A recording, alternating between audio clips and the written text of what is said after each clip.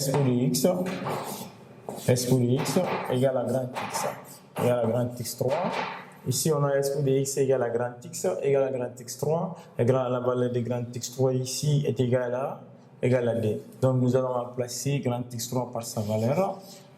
Donc, impliquer la fonction exponentielle de x sera égale à D. Donc, ici, nous allons introduire la fonction logarithme, c'est-à-dire la fonction ln dans notre équation. Impliquer, on aura ln de exponentielle de x est égal à ln de D. Donc, on voit ici que D est élément du domaine de validité, car on a dit que la fonction ln est strictement supérieure. Donc, si la fonction ln est strictement supérieure, D est positif. Donc, là, on peut avoir une solution impliquée. Nous allons dire que ln de expo de x est égal à x, c'est une propriété de la leçon. Donc, d'après la fonction ln, si nous avons ln de exponentielle de x, ça nous donne x qui est égal à ln de 2. Donc, S ici sera égal à ln de 2. Voilà, c'était la réponse de la deuxième question. Donc, nous allons passer par l'exercice 2. Donc, ici, nous avons exercice 2. Petit 1, calcule la dérivée des fonctions suivantes. f de x est égal à x au cube moins 2x carré plus 5x moins 4. Gx égale x moins 1 sur x. h de x est égal à 3 plus x fois ln de x. Kx est égal à exponentielle de 3x moins 5x plus 3. Petit d, dans chacun des cas suivants, trouve une primitive de la fonction f définie sur R.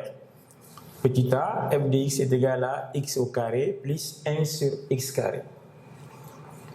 Petit b, f de x est égal à 3x carré plus 2x moins 1. Petit c, f de x est égal à 1 cinquième de x au cube moins 1 tiers de x carré plus 1 quart de x. 2, f de x est égal à s pour de x moins x carré plus 3. Donc, on met solution.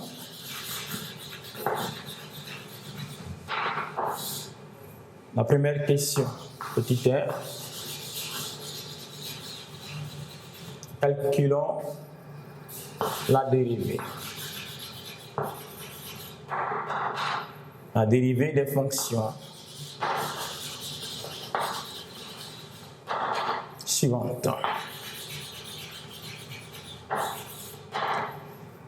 Donc, on demande de calculer la dérivée des fonctions suivantes. On a f de x, donc nous allons mettre f de x. f de x est égal à x à la puissance 3 moins 2x carré plus 5x moins 4.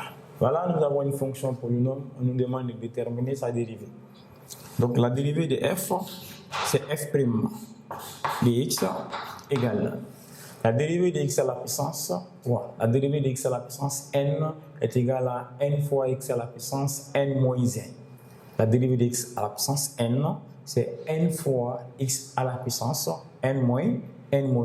Donc ici, nous avons la dérivée de x à la puissance 3 qui nous donne 3x au carré moins la dérivée de moins 2x carré, c'est comme si on a la dérivée de ax à la puissance n. La dérivée de ax à la puissance n est égale à n fois ax à la puissance n moins 1. C'est n fois ax à la puissance n moins 1. Donc ici, nous allons avoir 2 fois d ici. 2 fois moins d, ça fait moins 4x. La dérivée de 5x, c'est comme si on a ax. La dérivée de ax est égale à a. Donc ici, la dérivée de 5x est égale à 5. C'est-à-dire la dérivée de a fois x est égale à a. Donc la dérivée de 5x sera égale à 5. Donc nous avons ici la dérivée de cette fonction. Maintenant, on va passer par la question petit g qui est égal à x moins 1 sur x.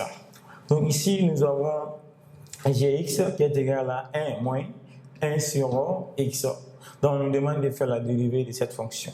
Ici, nous avons x, comme on vient de voir, que la dérivée de ax est égale à a. Donc, la dérivée de x, c'est comme le coefficient est égal à 1. Donc, nous allons juste prendre le coefficient égal à 1. La dérivée de x est égale à 1. Mais ici, nous avons u sur v, c'est-à-dire le rapport de 1 sur x. La dérivée de u sur v. Donc, pour la dérivée d'une constante sur une fonction, on peut prendre la dérivée d'une constante sur une fonction.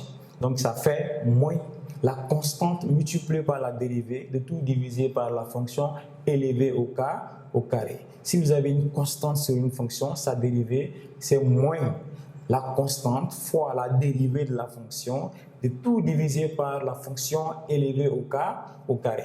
Donc ici, notre constante ici, c'est 1. La dérivée maintenant de x, ça fait 1. Donc le moins qui est là va devenir plus. Car dans la formule, c'est moins la constante fois la dérivée. La dérivée de x, c'est 1. Donc ça sera 1 sur x carré. Donc g' de x égale à ça. Si on veut, on peut les réduire au même dénominateur. Donc nous allons réduire au même dénominateur. Donc impliquer g' de x sera égal à x carré fois 1, ça sera x carré plus 1 de tout sur x carré. Voilà la dérivée de g' de g de x. Donc ici nous avons h x qui est égal à 3 plus x fois ln de x. Donc ici nous avons h de x est égal à 3 plus x fois ln de x. Donc la dérivée de h sera égale à h' de x. 3 c'est une constante. Si nous avons une constante et qu'on nous demande de faire sa dérivée. Par exemple, si on a a, la dérivée de a est une constante, la dérivée de a est égale à 0. Ici, notre a est égal à 3, la dérivée de 3 sera égale à 0. Donc on va mettre. Donc ici nous avons x fois ln de x. La dérivée de x fois ln de x, c'est comme si on a u fois v. La dérivée de u fois v égale à u' fois v plus v' fois u. U' fois v plus v' fois u. Notre u ici est égal à x. Nous avons fait la dérivée de x. La dérivée de x est égale à 1. Donc c'est comme la dérivée de x égale à 1. La formule est u' fois v. Nous allons avoir 1 fois ln de x. Plus, nous allons faire maintenant la dérivée de v. Donc la dérivée de v, c'est v'. Donc la dérivée de ln de x, c'est 1 sur x. Donc nous allons prendre la dérivée de ln de x multipliée par x. 1 sur x fois x. Ici, nous allons avoir x fois 1 sur x. Donc ici, 1 fois ln de x égale à ln de x. On peut simplifier ici par x. Donc ça va rester 1, donc plus 1. Donc h' de x est là. Égal à ln de x plus 1. Donc on a kx qui est égal à expo de 3x moins 5x plus 3. Donc la dérivée de kx est égale à k' de x. Donc ici nous avons exponentielle de 3x. On nous demande de faire la dérivée. Donc expo de 3x, ici nous allons utiliser la formule de exponentielle de ax. Si nous avons exponentielle de a fois x, sa dérivée c'est a fois exponentielle de ax. Donc notre a ici égale à 3. On sait que la dérivée de a fois la dérivée de exponentielle de ax est égale à a fois exponentielle de ax. Donc notre a ici c'est 3, ça sera 3 fois exponentielle de 3x.